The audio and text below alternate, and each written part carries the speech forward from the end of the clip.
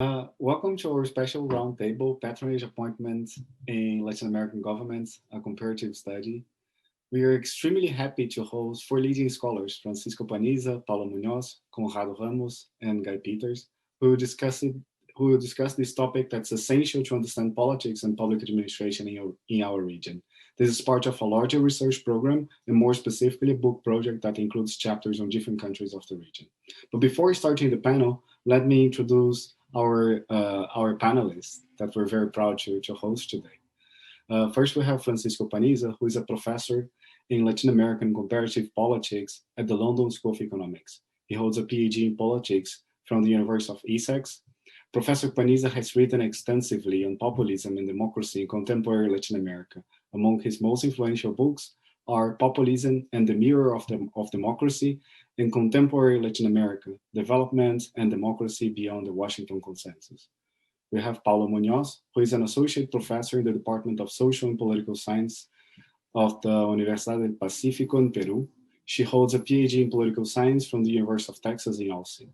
Professor Muñoz studies and has done work on clientelism, patronage, subnational politics, political parties, and corruption, with regional focus in Latin America.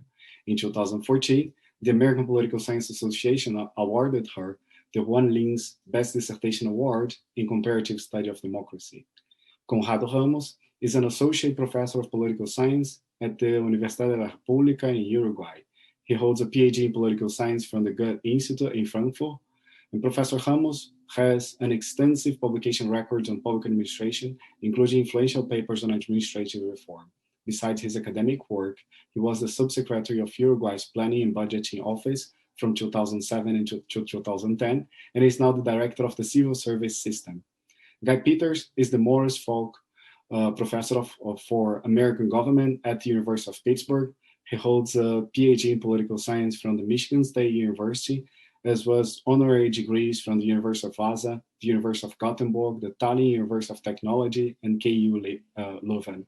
Professor Peters has written extensively in the areas of public administration and public policy, both for the United States and comparatively. Among his most influential books are The Politics of Bureaucracy and Governance, Politics, and the State. I'm very happy to introduce this panel. So Professor Panizza, the floor is yours. Good afternoon. It is a typical British spring afternoon here, cold and blustery. It's a pleasure to be all of you and see some of the colleagues we have worked together. We have been working together for so many years, and that includes Paula, Conrado, Guy, and you, João, Victor. So basically what I'm going to do here is to present very briefly the main element of this research project, and then Conrado and Paula will present the findings of their country cases, and Guy will round up with the main findings of the project and the conclusion that we arrived. So this is, the title of our project is The Politics of Patronage Appointments in Latin America, and the main goals of this project, the broad goals, is first to bridge the gap between politics and public administration, two strands of academic research that don't often talk to each other in the study of patronage. Second, to identify different modalities of patronage through the study of patronage role.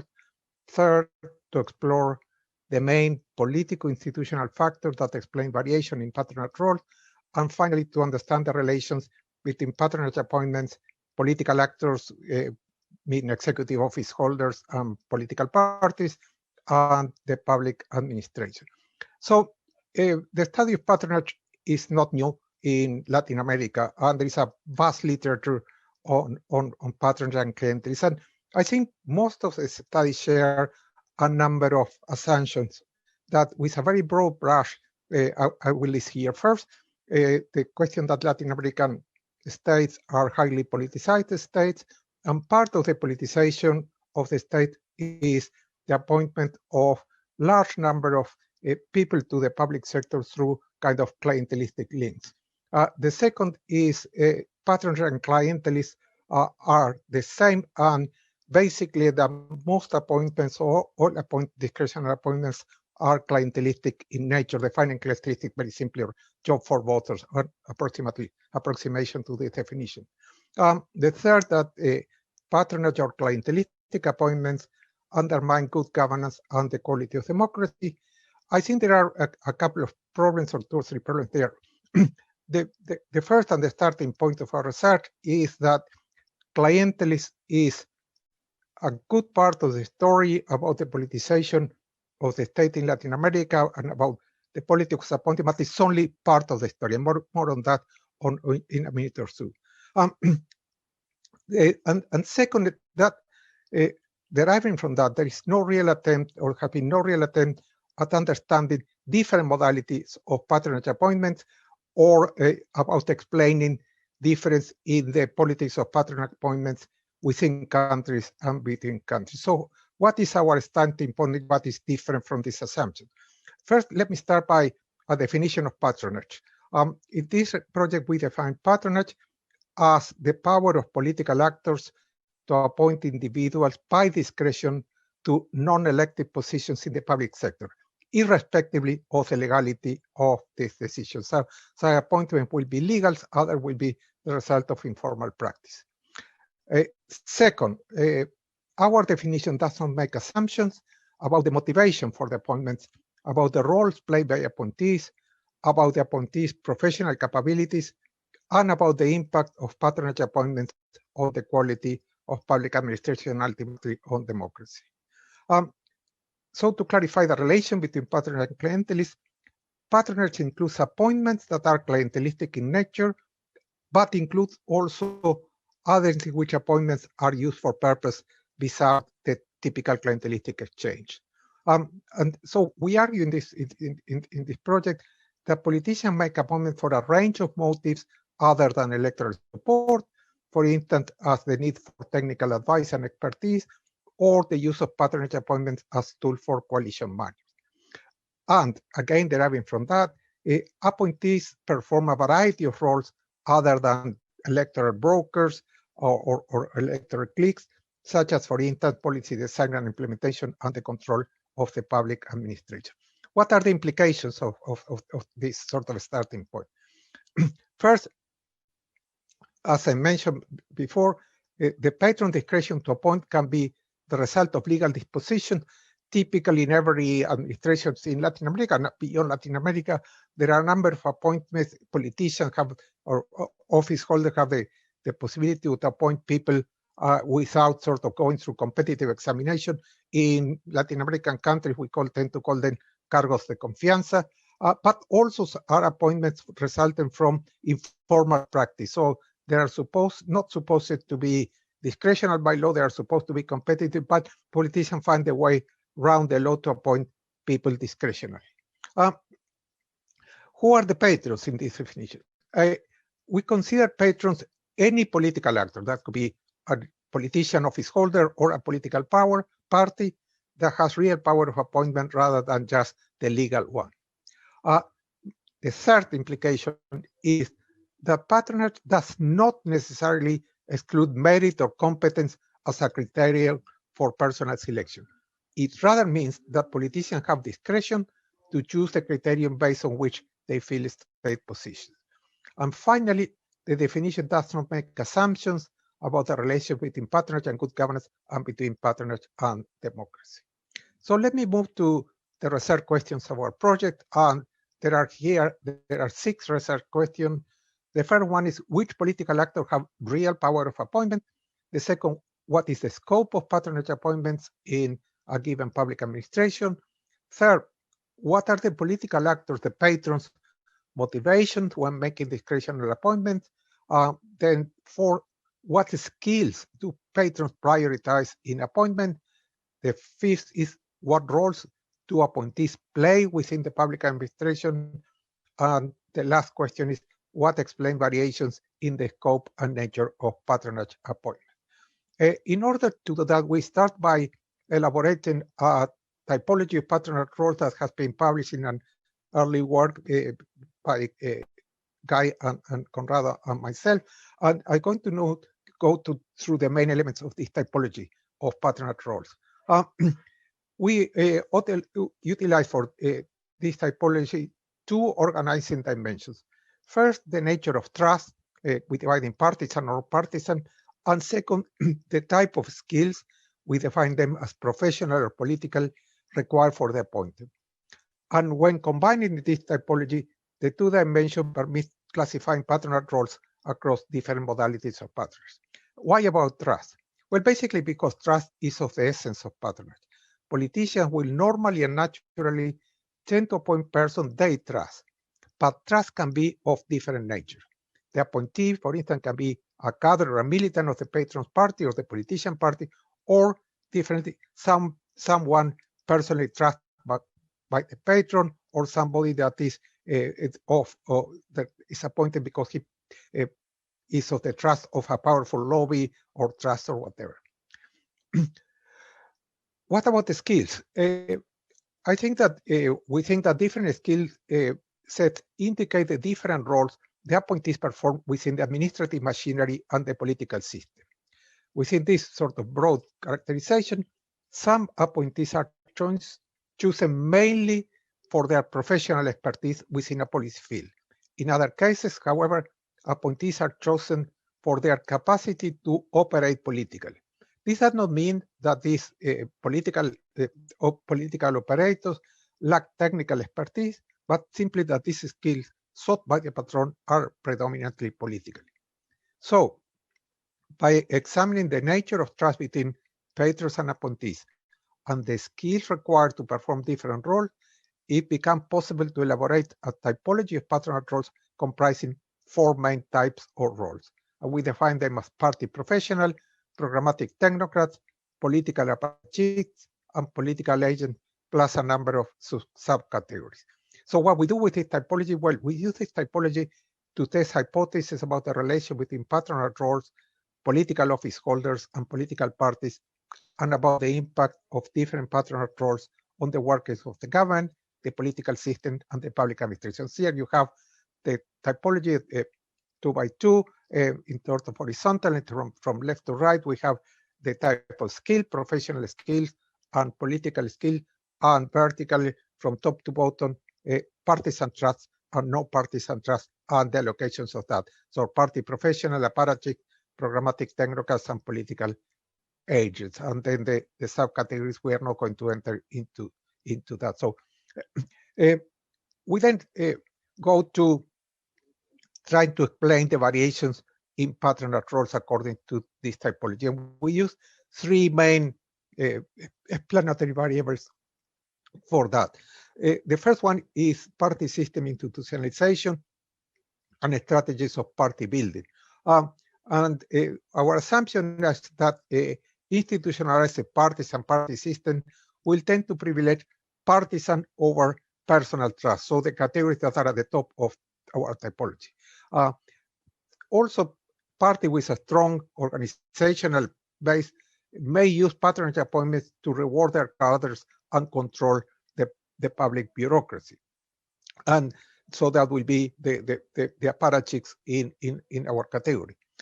Third, institutionalized party will also have their own pool of party professionals, the category at the top left of our typology, to advise office holders in the design and implementation of public policy. So basically, these locate patronage appointments in the institutional party system, predominantly in the upper quadrants of our typology.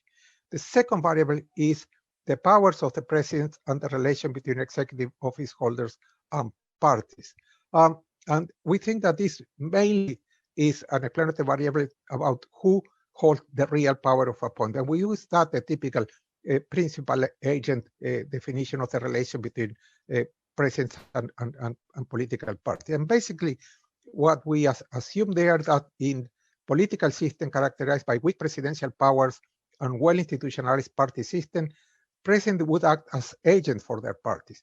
So acting as principal, parties and party factions will constrain and condition the president's power of appointment that would either consult the party or defer to the party when making appointment. Conversely, in cases of strong presidential powers and weak party system, the relation between principal agent would be reversed, with parties acting as agent for the president. Acting as principal, the president will have a significant margin of autonomy for making discretional appointments. Under this condition, personal trust will prevail, and we expect patronage appointments to be concentrated in the lower quadrants of our typology. And the last variable we consider is the state bureaucratic capacity and the norms that regulate appointment to the public sector. And this, I think, has mainly to do with the scope, but also about different roles played by appointees. So regarding variations in the quality of the bureaucracy, we assume that a well-qualified body of civil servants, particularly at the top of the administrative hierarchy, as is, for instance, the case of Brazil, could make less necessary to use patronage appointments to draw technical expertise from techno-professional outsider and even from party professionals.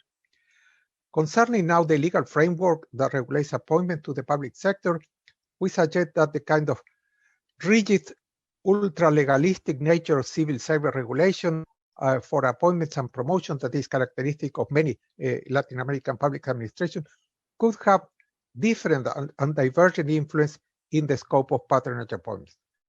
For instance, in countries such as Europe, with a strong tradition of rule of law, this could limit the ability of political office holders to make discretionary appointments beyond those authorized by law, the cargos de confianza. Conversely, in other countries with weaker law enforcement and control mechanisms, it can be used politically to justify the use of informal mechanisms for appointment. So let me finish with a very brief sort of methodological and research design and methodology. The first thing that is very important in terms of our studies focus on the central public administration of the countries in question. It is clear that in provincial and local authorities, the kind of patronage role will be very different and will be much more predominantly clientelistic in nature. The second problem is that measuring patronage is not straightforward because the exercise of patronage comprises a combination of formal and informal practice. In order to get into that, our research adopts and adapts the method of expert service originally developed by Kopecky et al. In a very influential study of the politics of patronage appointment in Europe, and more recently by Kopecky and others in a comparative study of patronage in 22 countries from 5 world regions. Within the public administration, we choose 4 policy areas representative of the central public administration.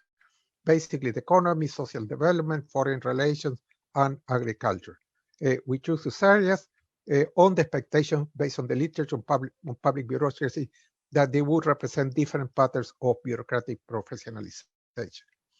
Within this, each of these areas, we divide the administrative hierarchy into 3 levels. High, the top managerial level, first, not only the first and 2 levels, managerial levels of the bureaucracy, medium, lower managerial and high administrative levels, and low administrative levels, technical and service personnel, tiers in accordance with each country administrative scale of public sector position. In addition to the survey, we complement the questionnaire and check the interviews used against a number of primary and secondary sources. And finally, the 7 countries included in this study, Argentina, Brazil, Chile, Ecuador, Mexico, Peru, and Uruguay, were selected to include significant variation, particularly in the 2 key variables of this study, that is bureaucratic development and party system institutionalization. So that's about it, about the presentation of the project, and I think we can now go into the findings. Thank you. Thank you very much, Professor Panizza. So we can continue now with Professor Muñoz. First, thank you very much for the invitation. It's very good as well to see my colleagues after a while, at least for this means. I'm going to talk about the Peruvian case, and I'm going to try to do it fast because we are too many people talking. First of all, I just wanted to make a cautionary note to remember while I talk that we are not understanding patronage in the conventional meaning in the comparative politics literature as a synonym of clientelism. That is something important to keep in mind. Why the Peruvian case? The Peruvian case stands in this project because of its the low value it has in the party system institutionalization, and for having very disorganized or not durable parties, so not making a very good job at building and party building enterprises in the last decades, really. And even not having at the same time enduring clientelistic relationships, local machines either. So, but at the same time, it's an interesting case because it formally launched a civil service reform in 2008. So here it stands as a interesting, intriguing case.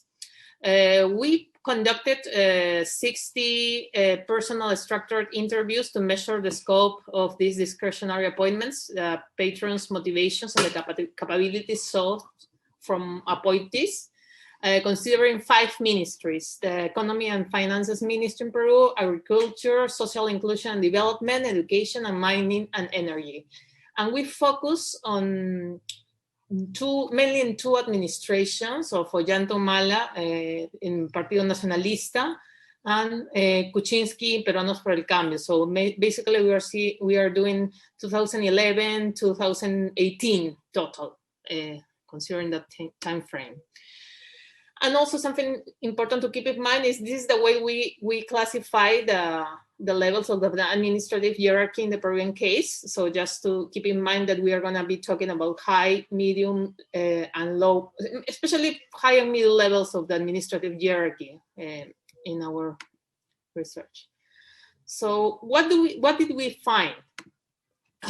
In terms of the scope of the discretionary appointments, we found a very high prevalence of these discretionary appointments in the higher and middle levels of the administration.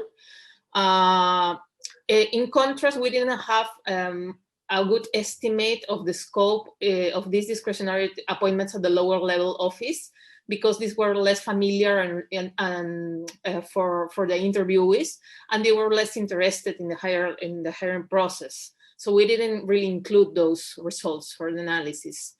In terms of the mechanisms, we find there were like 2 things that stand out.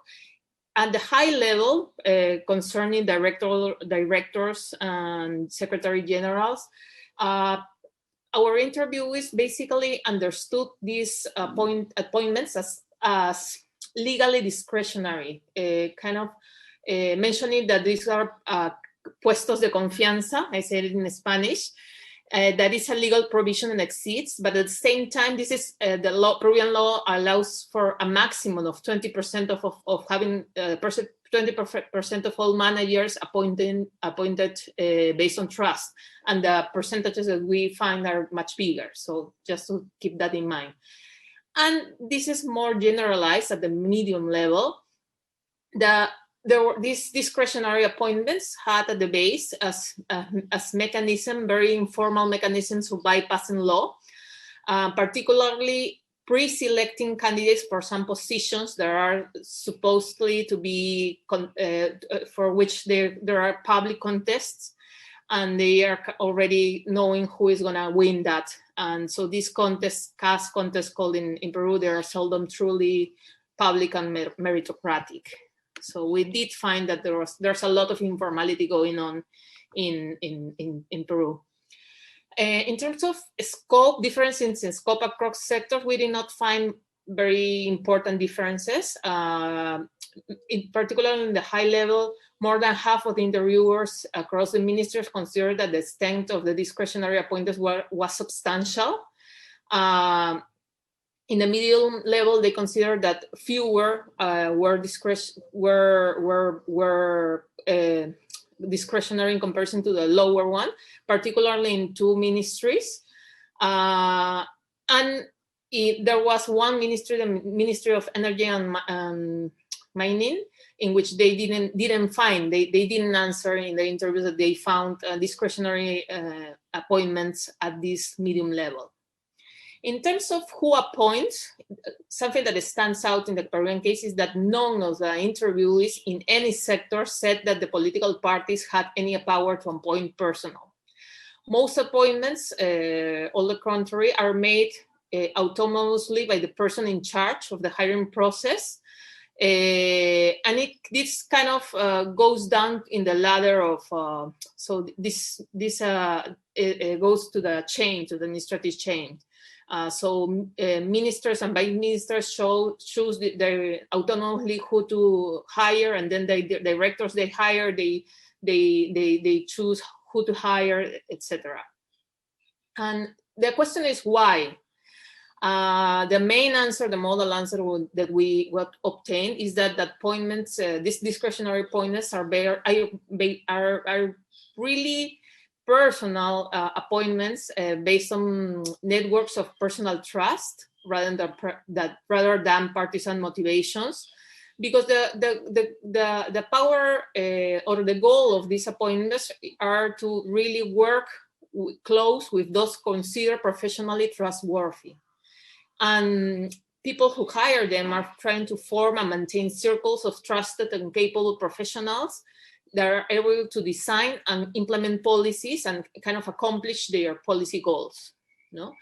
And as I said previously, this power of appointment tends to be distributed down the chain of command based on personal trust. You hire someone that you trust, and this person hires someone that he or she trusts.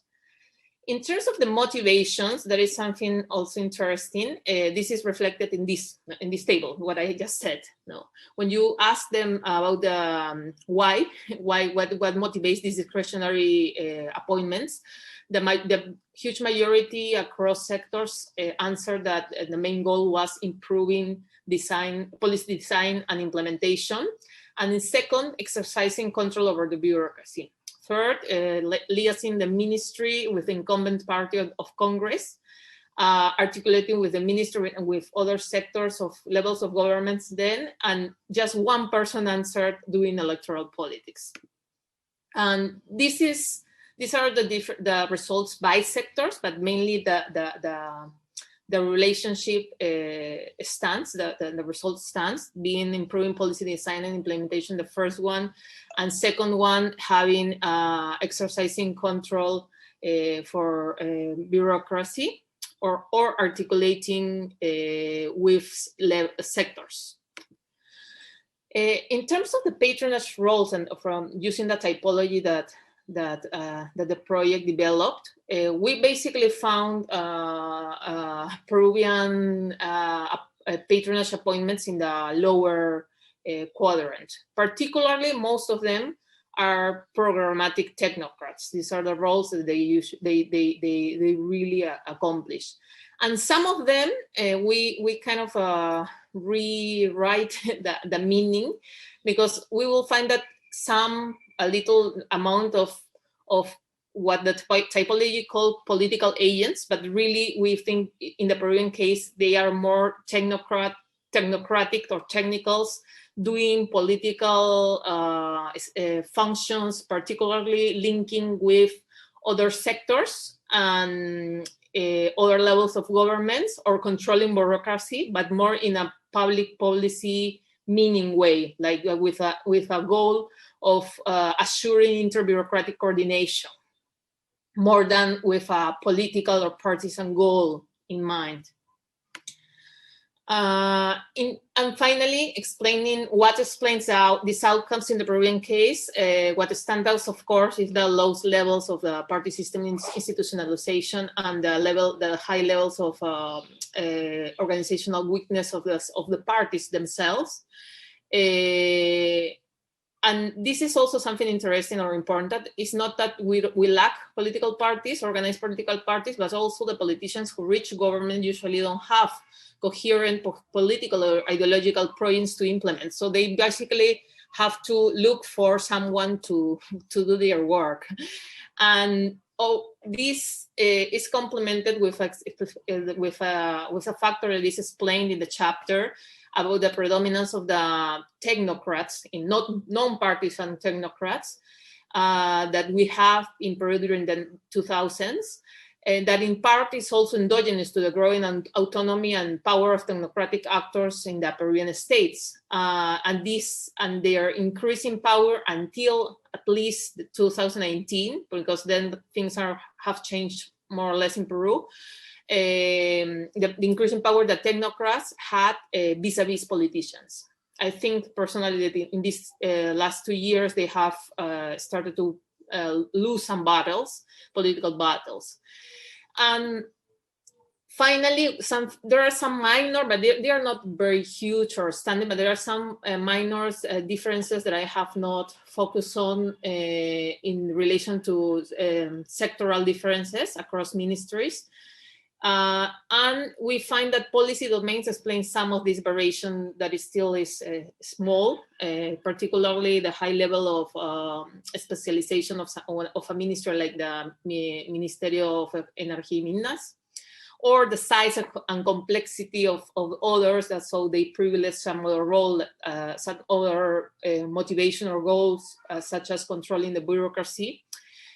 Or the degree of autonomy that office holders have in some others that may be related also with the type of having a more authoritarian type or more vertical type of sector, or having a network of economists being in charge of others. So we discussed that in the chapter. So this is it. I just end briefly saying some very briefly final remarks about the Peruvian case, is that we highlight the structural weakness of this form of politicization of the state and its fragility, because there's a huge dependence on personal leadership styles and decision, and this risks especially sustainability in time.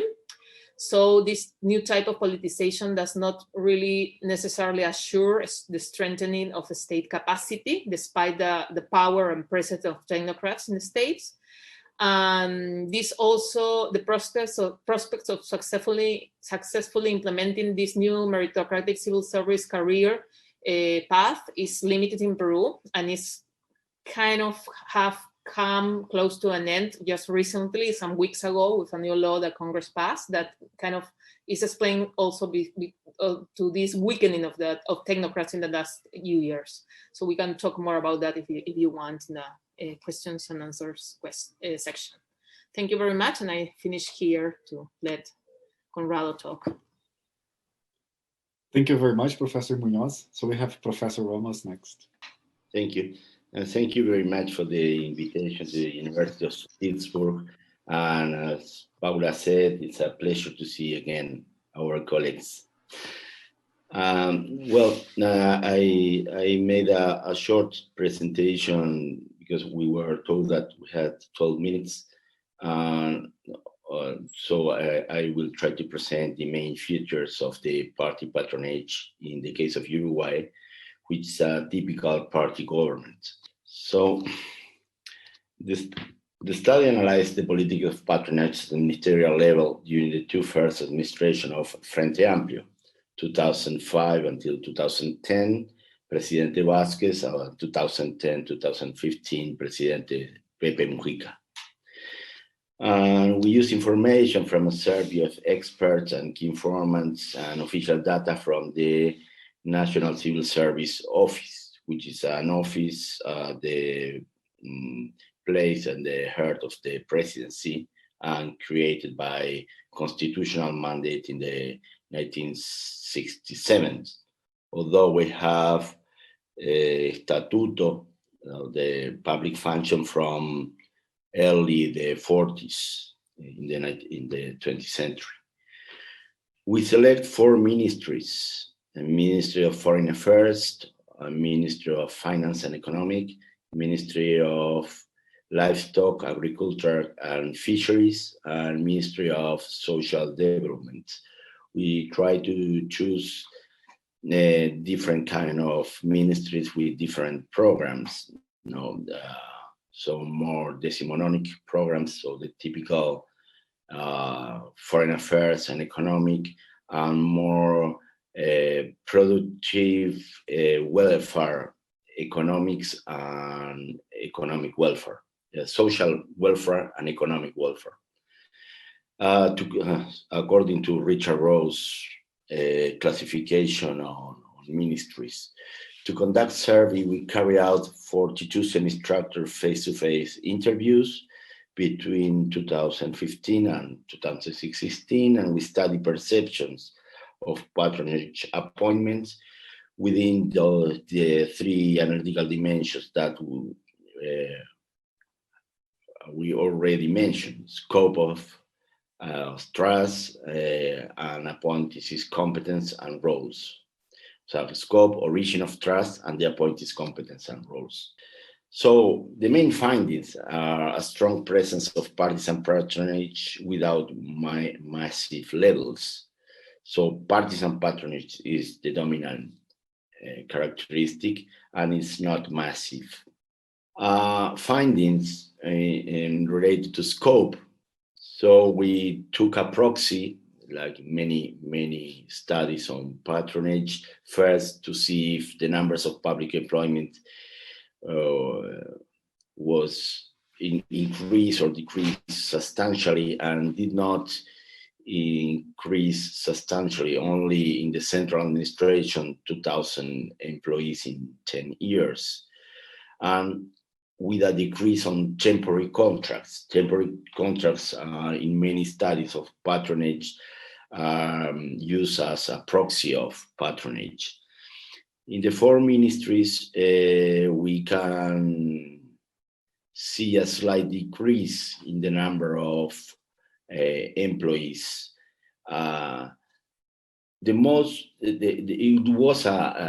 Uruguay experienced an increase in number of public servants in the Frente Amplio period, but it was more on health and education, which are decentralized services not belonging to the central administration. Our interviews coincide that at the top level of appointments were entirely political. That is a legal disposition. So it's normally that we have all cargos de confianza at the top level. At the medium level, they estimated that between 15 and 80% were appointed on discretionary basis. But those positions are filled by civil servants appointed on discretionary basis, not for outsiders normally. So we call them encargaturas. Se encarga, someone gives you the function of being a director or a national head of a division.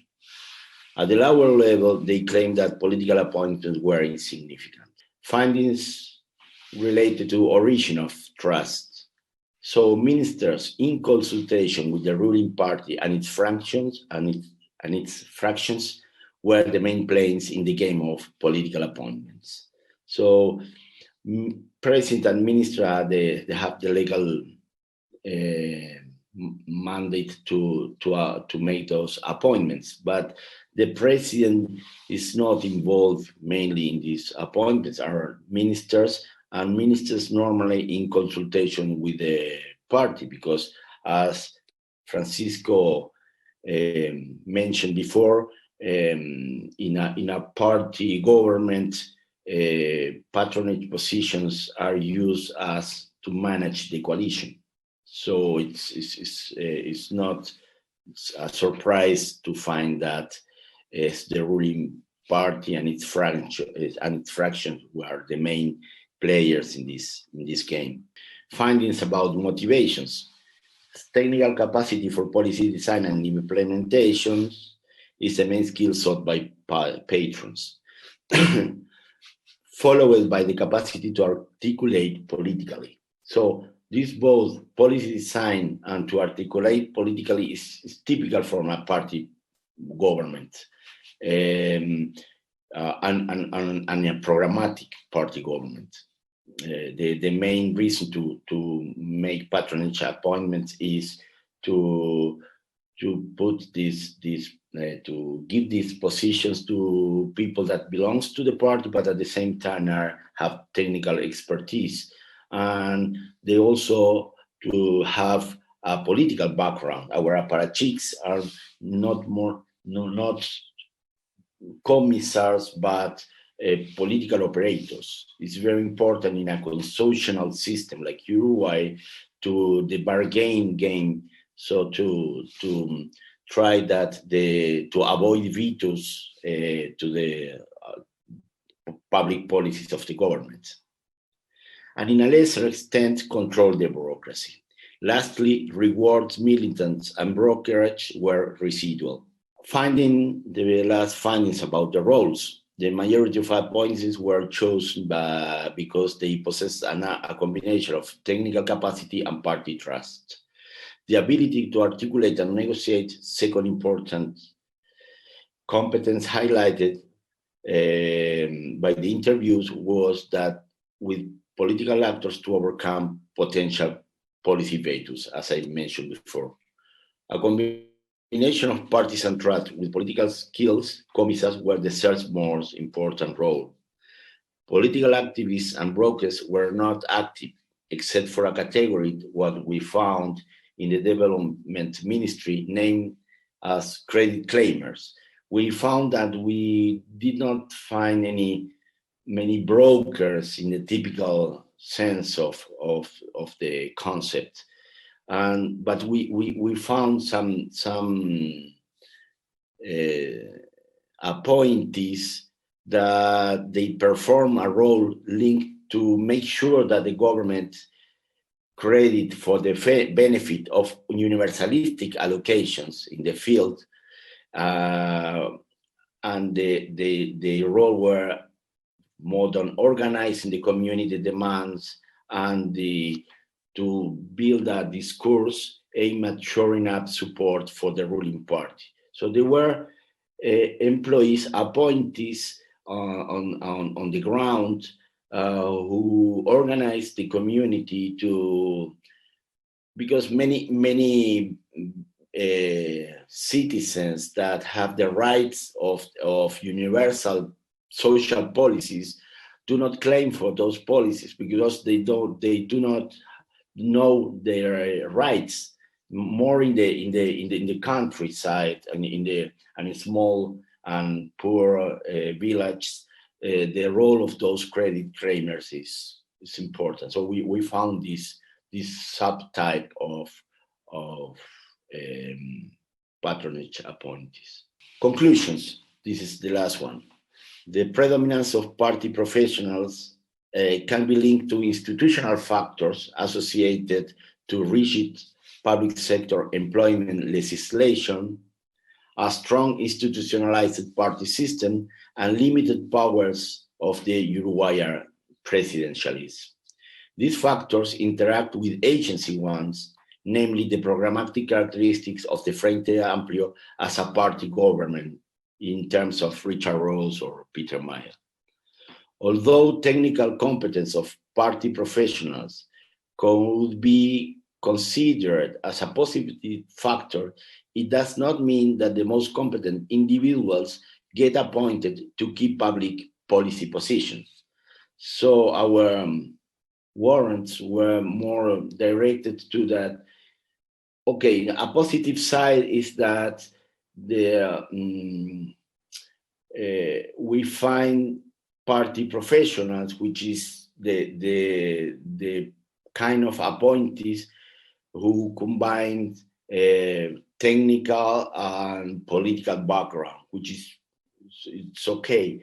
But at the same time, the monopolistic position of those appointees at the higher level avoid the civil service career to reach the highest positions in the machinery. So we have a problem of institutional memory, and at the same time, we are not sure that they are the right people for the job. They are better than other kinds of I don't know. For example, technocrats do not have any link with programmatic policies because they do not belong to any political party. But at the same time, party professionals are not necessarily the best people for the job. So this is all. Thank you. Thank you very much, Professor Ramos. And now we can continue with Professor Peters. All right, so my task is to try to provide some of the general findings of the study across the 7 countries. So my colleagues have given you very good understandings, I think, of Peru and Uruguay, but I'm trying to make some more general comments about what we found in the study. And these are all, for the most part, generalizations. It's trying to make some broad generalizations across the 7 cases, but there's certainly a number of nuances and exceptions to those generalizations. And each country has a distinctive story to tell. So my first word of advice here is to buy the book and read it if you really want to understand everything that's going on. Because there is a lot going on in each of the cases that's important. But this is just some broad generalizations that I'll be trying to deal with today. And first, I think, is the question about, or a sort of a characterization, I should say, that the patronage that we found is largely elite patronage. That is, we're dealing with experts for the most part, or people toward the top of administrative hierarchies. There's very little evidence of mass patronage in central governments in these cases, despite some of the stereotypes I think that pop up about Latin American bureaucracies and political systems. Now, and this is true whether we're talking about policy roles or political roles. So in both cases, most of the action in terms of patronage is toward the top, in part because there is a civil service system, in some cases rudimentary, in some cases pretty well developed, as in the case of Uruguay, underneath these patronage appointments. And secondly, I think, as Paula, Professor Muñoz pointed out, that the ministers don't particularly care about what's the appointments at the bottom. They're much more interested in making and implementing policy and in trying to control the government, build a coalition, more than they are what's actually going on at the very bottom of the organizations. So the real important action here for the patronage is occurring toward the top. Now, but this, of course, is a example of Barbara Guedes' point that what you find depends upon where you look. So had we looked at local government and maybe mid-level governments, we would have found in many cases much higher levels of mass patronage. Okay, second point is about the power of appointment, and both formal powers and informal powers. Formally, in most of these cases, presidents tend to have the formal powers. At least on the books, the presidents have the powers. But like any president, they can't do everything. So they tend to delegate most of this power for appointment to their ministers, and the ministers then delegate it down farther to other sub-ministers. And so it's a cascading power of appointment rather than everything being concentrated at the top. And in the case of Brazil, some appointees were appointing other appointees further down and within the DAS system. So it's just a cascade going down, with the president sort of having what might be called a watching brief in most cases, but most of the real action for appointment is done by more informal rules. But there's at the same time variable use of the power.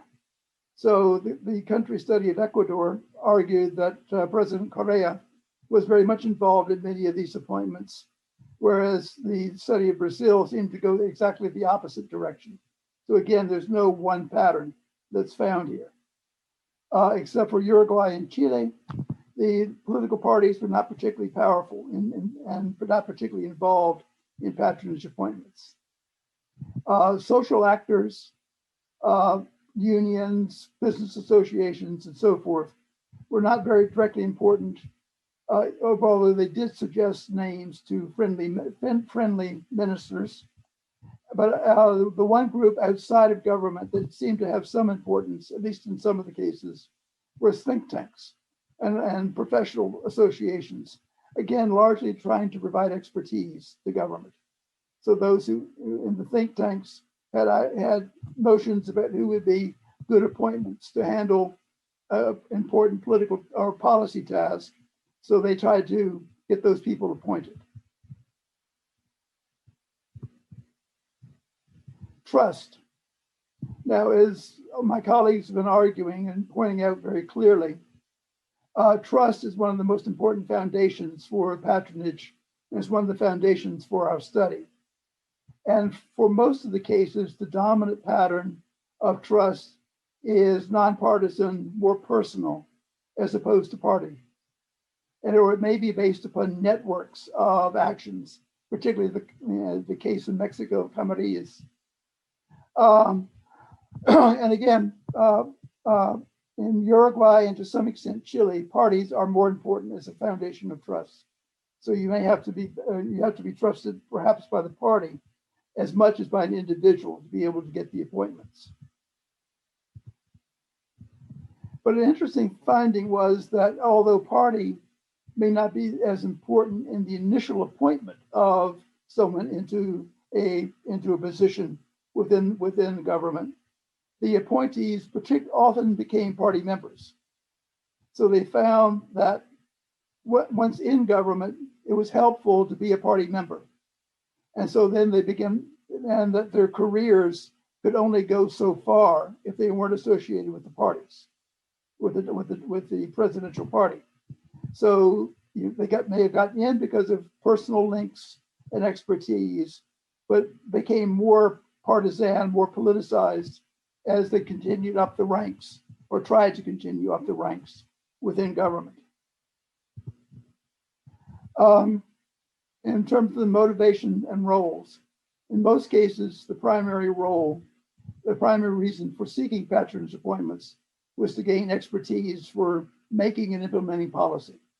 So what we're looking at here is trying to some extent, to fill in the blanks that are left by civil service systems that aren't as well developed as they may be in other countries.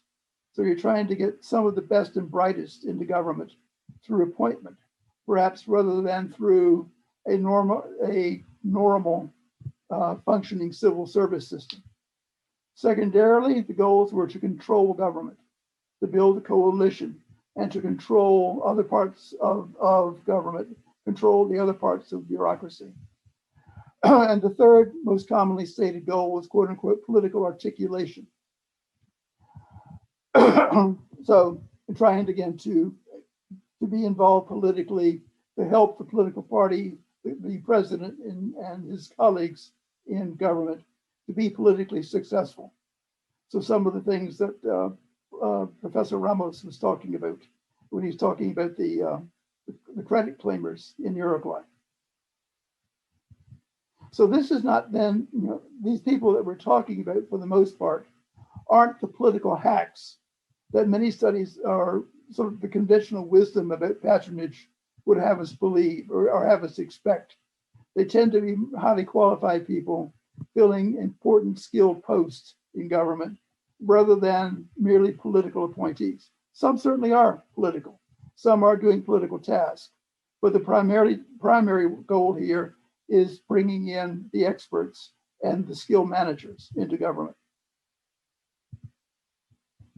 But again, significant variations in the uses of patronage. The Brazilian case study, for example, pointed out how important patronage was for holding together a coalition of presidents. And also within Brazil, important differences across presidencies.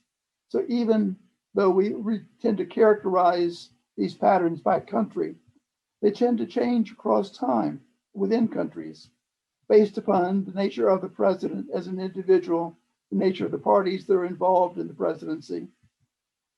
Another interesting case of the use of patronage appointments in Argentina under President Macri was to attempt to, quote, to depoliticize a hyper-politicized bureaucracy that had been inherited from the Kirchners. So the argument made in the Argentine case was that these political appointments as experts were used to some extent, lower the political temperature and try to focus on policy rather than focusing just on politics. But again, even though the political appointees, those that were most obviously political, were often involved in policy as well. So the link between, or I should say the dichotomy between politics and policy wasn't quite as stark as we have to make it for the topology. There were some hybrids, some amphibians in the group who played both sides of the street. But in all the cases, most of what we found was that these weren't what Marilee Grindle called jobs for the boys and girls. These were jobs for people who, with expertise, to try to make government work better. And then in terms of the explanations, I'm running out of time here, but again, huge variations, as the two cases that we've presented today point out, the level of party system institutionalization, with Uruguay having very well institutionalized party system and Peru not so much. And that level of institutionalization, again, seemed to have some significant effect upon the way in which patronage was used. Likewise, the relative powers of the presidency were important. And finally, although it seems somewhat oxymoronic, the strength of, I shouldn't say oxymoronic, I should say tautological, excuse me, seems somewhat tautological, the strength of the civil service that also was related to the extent to which patronage appointments were used. So where the civil service was stronger, patronage was still there. But again, as in the case of Uruguay, civil servants became really a part of the system of moving around within government, rather than simply as a whole separate category. Again, something we see in the US as well with so-called Schedule C appointments in the federal bureaucracy. So the conclusion, excuse me, the conclusion very quickly were, first of all, that we think our topology worked. So the topology that we worked on for a very long time to try to get it right seems to work once we begin to put it into practice. It really had, some real capacity to identify and to explain what was going on in patronage in these cases. Secondly, I think it's important is the emphasis of patronage appointments on policy, and the emphasis on policy rather than strictly on politics. Although there certainly was some emphasis on politics in the sense of coalitional politics or politics within the state, trying to control the system rather than necessarily trying to deal with mass voter politics. Except, of course, making good policy is good politics. So if you can govern successfully, that tends to be very good politics. And then finally is the need to look at informal rules as well as formal rules for understanding how patronage is managed, how it's used, and what its effects are. But again, this has been a gloss. This has been simply bringing up some very basic conclusions. There's a lot of richness in the country studies that I think many of you will find interesting when you get the chance to read them. So I'll stop here. Thank you. Thank you very much, Professor Peters. And we're very thankful for all the panelists, for all the presenters. We still have some time for the Q&As, for the questions. We have one message from John Polga, who is saying, thank you to the panelists for the fascinating presentations and discussions. I'm delighted to hear the pushback against the simple jobs for the boys explanation regarding bureaucratic appointments. Congratulations on this important work, and I can't wait to read the book. If I may ask, I actually have two questions about the implications of the book. And one of them is more practical and the other is theoretical. So from the theoretical perspective, what is it? So what are the things that we can learn from Latin America that we can apply to other regions of the world? So how can we explain patronage appointments outside of Latin America based on all these learnings from the different realities in the region? And in the more practical sense, so at this moment, we have a couple of countries in Latin America that are discussing administrative reforms.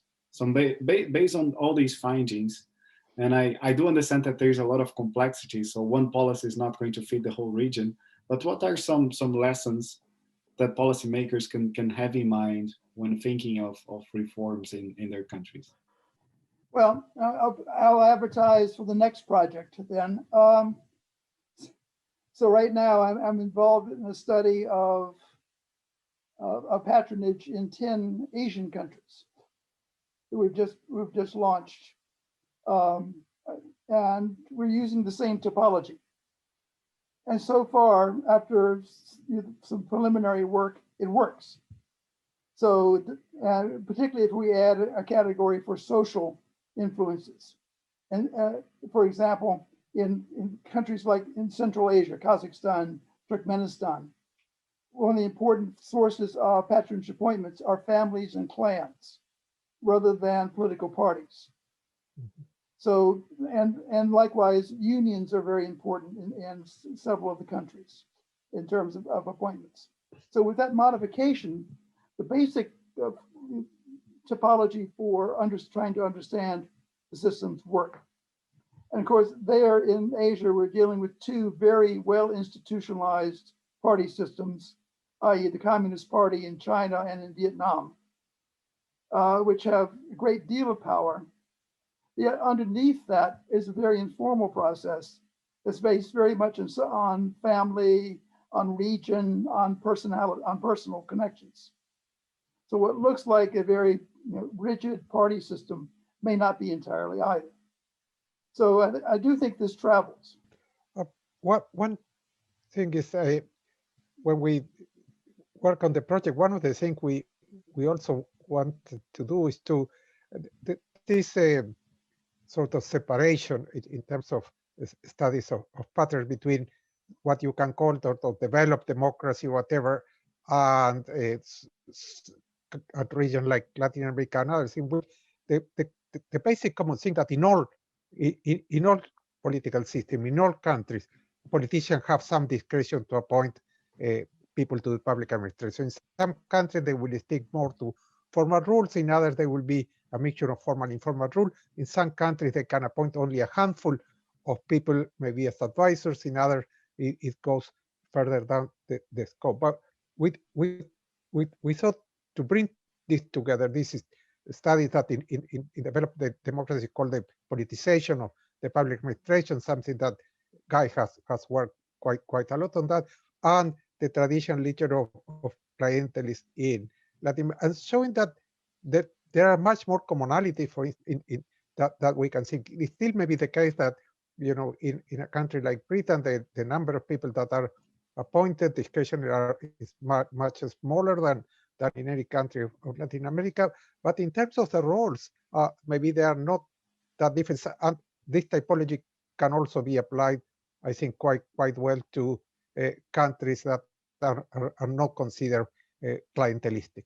Yes, all the study on special advisors that Guy had been part of them in New Zealand, Eichbaum, or in North Europe as well, Conaton and other colleagues, they also use a typology of roles for special advisors.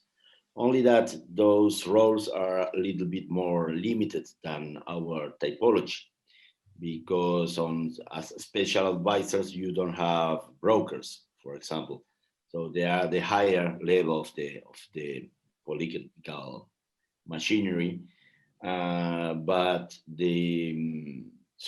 I think that the scope of our typology it's useful, but it's limited on North Europe, for example, where in the central machinery, political appointments are more this kind of special advisors, but you can find special advisors who are technocrats or party professionals, or they can be political operators as well as special advisors. So it's, I think it is useful. Always thinking on central administration, as Guy said, you find where you look. If you go to local government, it's another picture. You know, it's you can find more this association between patronage and clientelistic practices, much more. And finally, the utility of the lessons for the reformers in Latin America. I am one of them. And you must always think about the utility of patronage for the political actors. If you think on technocratic terms, you will fail, surely.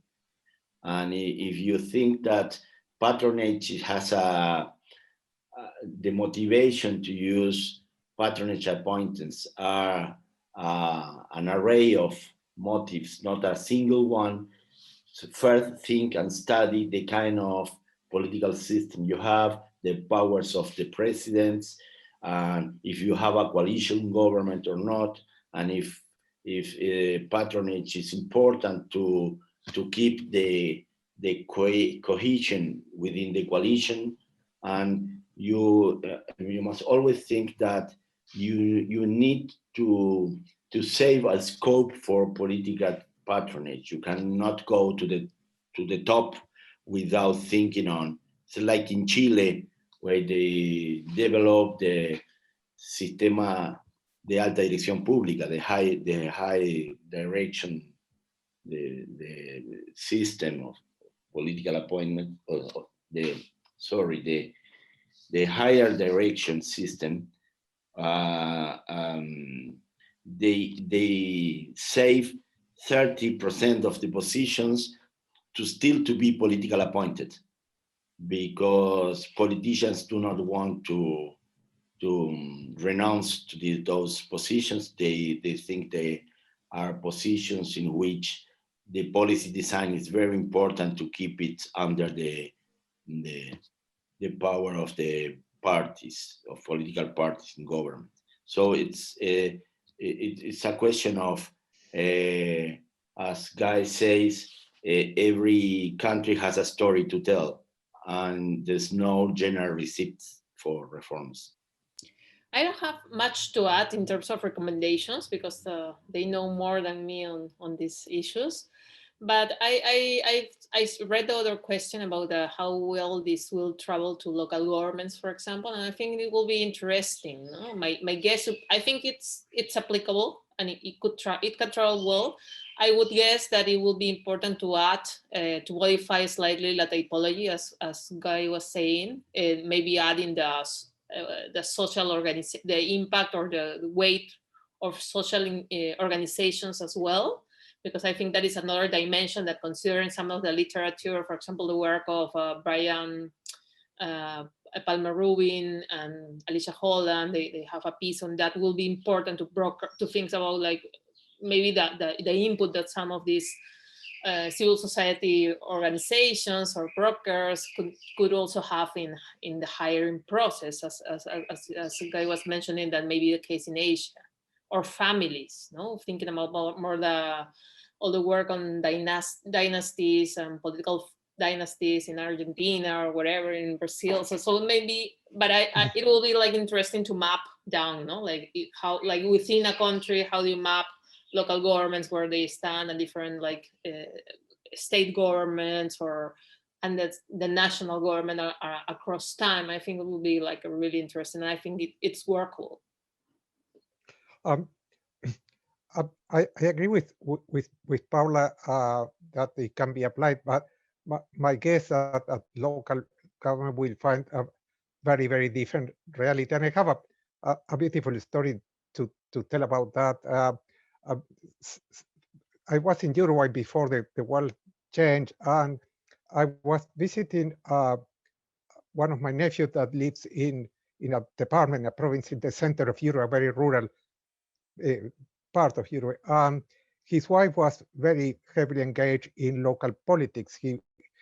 She was a local councillor from one of the traditional parties. So the conversation went, what are you doing, Francisco, in England? I talk about this project and blah, blah, blah. And I said, well, and we will try to understand why politicians appoint to the public administration. I asked my nephew, wife, who was a local, tell me, so what do you think that politicians appoint people to the public administration? And he gave me this stare, what are they paying you to investigate that? And she said, por compromiso, that because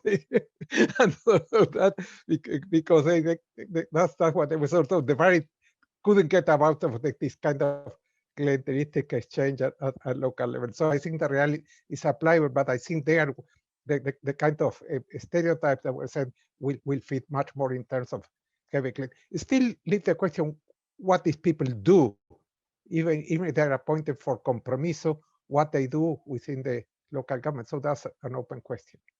That maybe how they vary, across local governments, because some of them might be more like clientelistic in the sense of the job for the boys sense, but maybe you find interesting variation to explain that at the subnational level. That is what I was thinking about. It is applicable. Just to mention what also Guedes and Paula said, it would be really nice to add to our typology what this cell about social trust, not party, personal, and social, to include all these pressure groups and interest groups, and which are, for example, now in Uruguay we have a coalition government, and one of the parties comes from the military, which is quite new in Uruguay. And you cannot understand a lot of appointees without thinking the links with this corporate group. I don't say it that I like it, but it's the reality, and I think it will help us to pick up the real situation in many countries, and as you said, Guy, in Asia, but probably in many other countries in Africa, where social groups, social links are very, very important.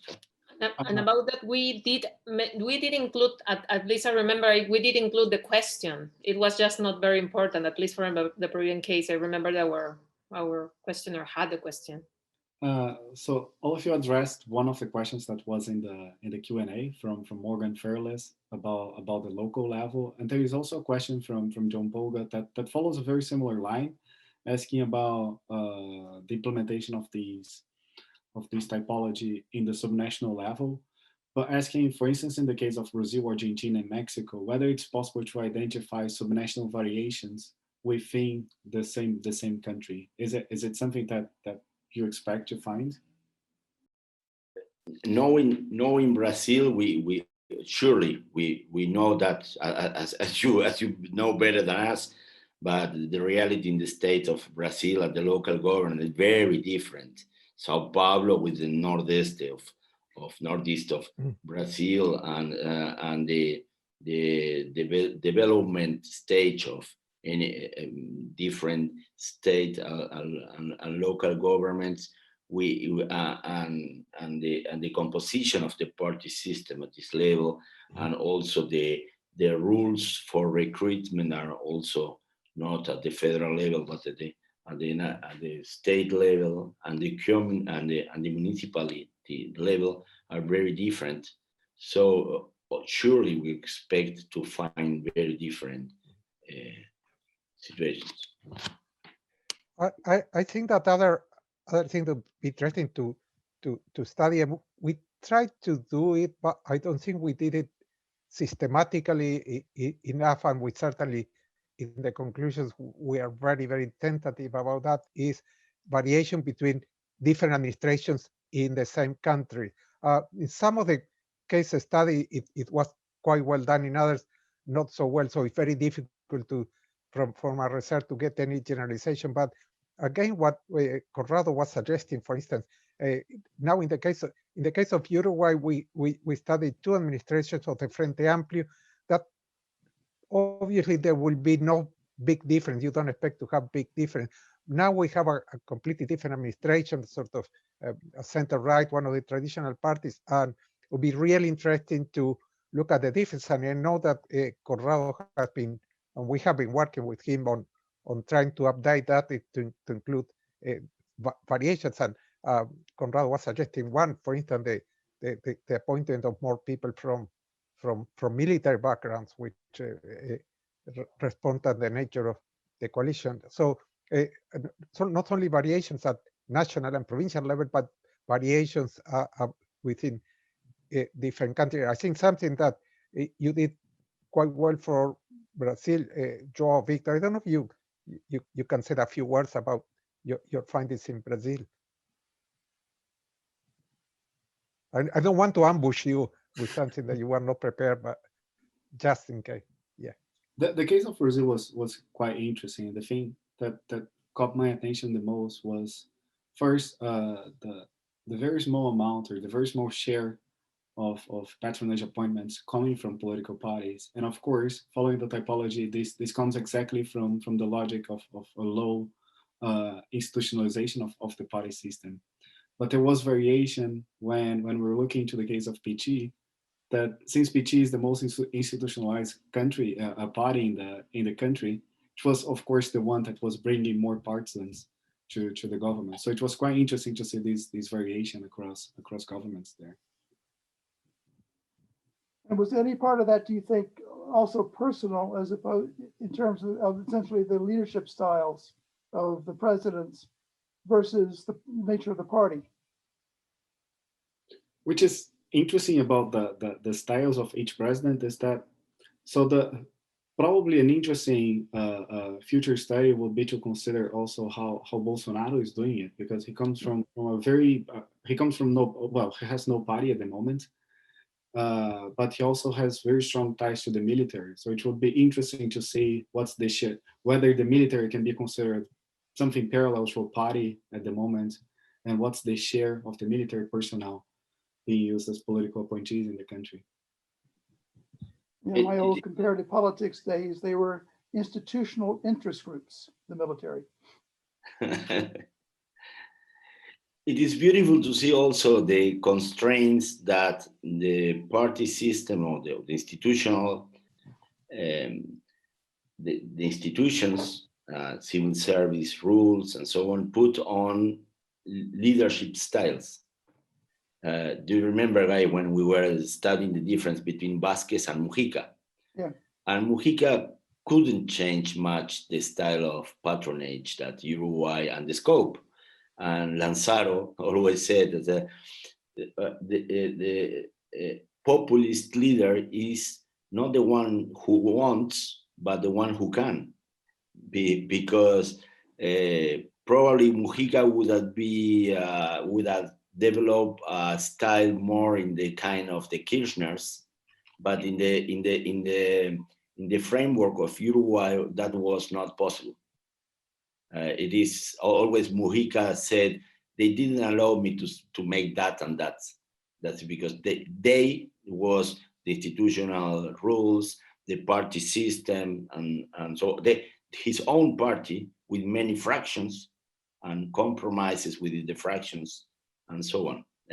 So it's, and the power on the formal powers of the president. So the leadership styles and the president.